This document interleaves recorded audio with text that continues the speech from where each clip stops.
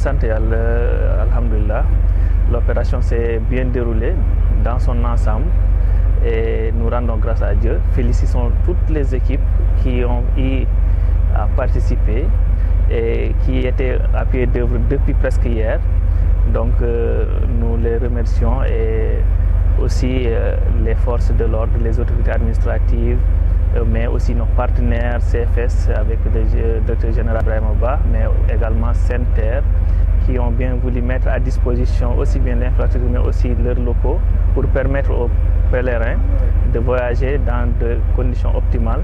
Et aujourd'hui, ce qu'on a constaté, que nos trains sont partis à l'heure et sont revenus à l'heure. Donc nous remercions tous ceux qui ont eu à contribuer de près et de loin, mais également les autorités, les plus hautes autorités de ce pays qui ont aussi permis d'avoir des orientations claires en ce sens pour venir en appoint à la population dans des circonstances où ça devient un peu complexe de se déplacer. Et là, c'est une solution qui est durable et qui est pérennisée aussi.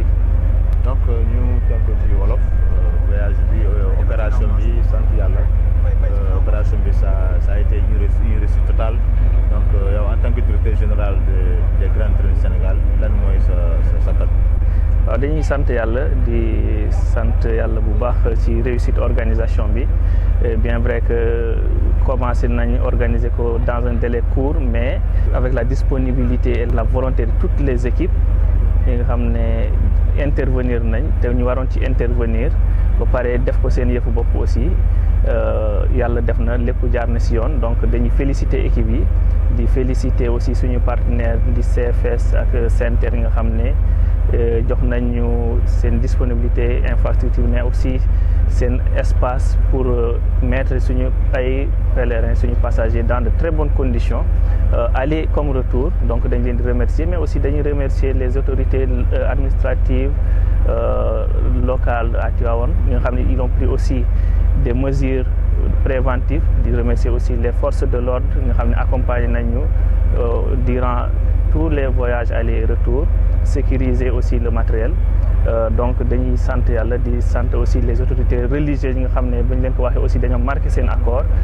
Donc ça veut dire que aussi train dafa bokk ci ADN ville yi ñu traversé yëpp. Soo xoolee Thiès, Tivaouane, fépp fu ñu dem y'a l'engouement, la volonté de le revoir circuler, et inchallah mu ngi ci programme yi te dinañ ci taxaw bu baax parce que y a la volonté politique qui est là et nous avons des instructions claires.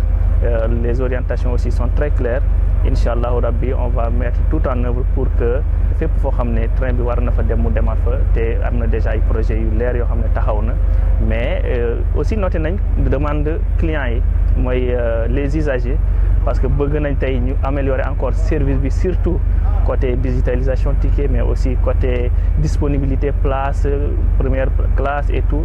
Surtout augmenter capacité de voyageurs pour les grands trains du Sénégal, parce que yittewoon nañ ko te wax nañ ko sax ak desserte yoo xam ne dañ ko bëgg mu nekkaat ay desserte quotidienne. Yooyu yëpp dinañ ci liggéey. Déjà am na ay programmes yu fi nekk, mais dinañ ko améliorer, accélérer aussi et soumettre ko à l'autorité nga xam ne jox nañ ay instructions claires pour mettre la population dans de bonnes dispositions pour ñu mën a augmenter aussi seen choix ci déplacement yi nga xam ne entre villes yoo xam ne sont desservies. Te aujourd'hui gis nañ ne suñu axe Dakar Diamniadio ba Thiès mën nañ ci daw te daw nañ ci en toute sécurité. Équipe yi ak conducteurs yi ak ñi nga nekkoon ci terrain bi yëpp dañ leen di féliciter bu baax, seen liggéey rafet na, donc ñu ngi leen di jaajëfal. Et donc là on remercie Allah qui nous a permis de réaliser cette opération en toute tranquillité. Opération bi jeex na tey, sant yàlla, voyageurs yi yëpp ñibbisi nañ te am nañ ay retour positif. te inchallah à partir de la semaine prochaine dañuy commencer waat évaluer, mais aussi se projeter pour court terme, surtout pour nos projets à venir inchallah ci accès ma cité nii léegi.